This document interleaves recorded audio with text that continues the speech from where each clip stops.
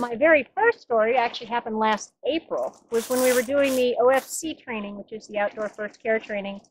You know, I'd been in the Posse, what, maybe a week, maybe two?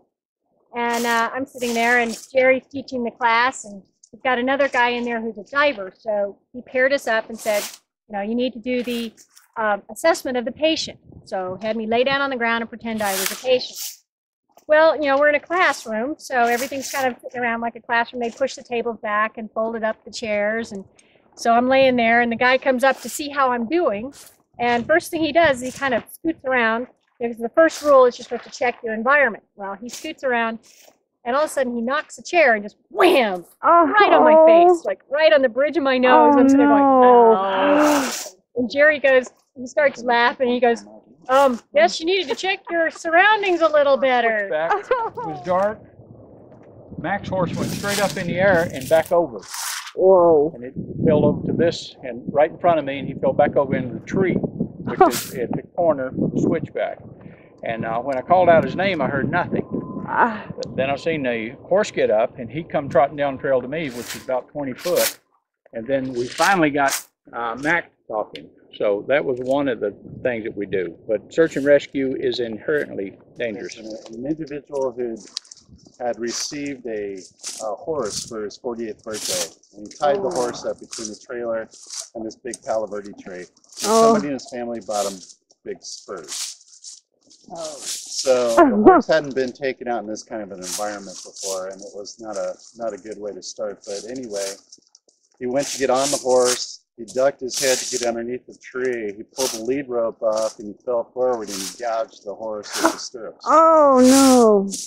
So he didn't have a good seat. The horse took a couple hops. He did what I would call a face plant, came off the horse, and just landed right on his face. Oh. And he didn't stop his fall with his knees or his arms or anything. Oh. So I was pretty convinced he had a broken neck, and we went over there.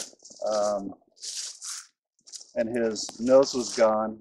The orbit of his face around his eye was gone. Wow. And he was compressed, so all the blood coming out of his face, he was trying to breathe. So when he was breathing in the blood and the mud and everything. As far as you know, the incident that George was talking about, this guy, if we hadn't have been as close to him as we were, according to the neurologist, he would have been gone before anybody could have got to him. Could have been another 100 yards out. Wow. They did have to put a oral airway in him because he had no airways left. Absolutely sound like when you actually reestablish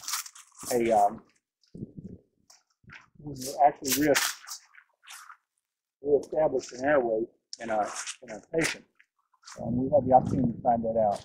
Wow. And then he was still laying on his stomach, and I told George, I said, well, I got the good news, bad news.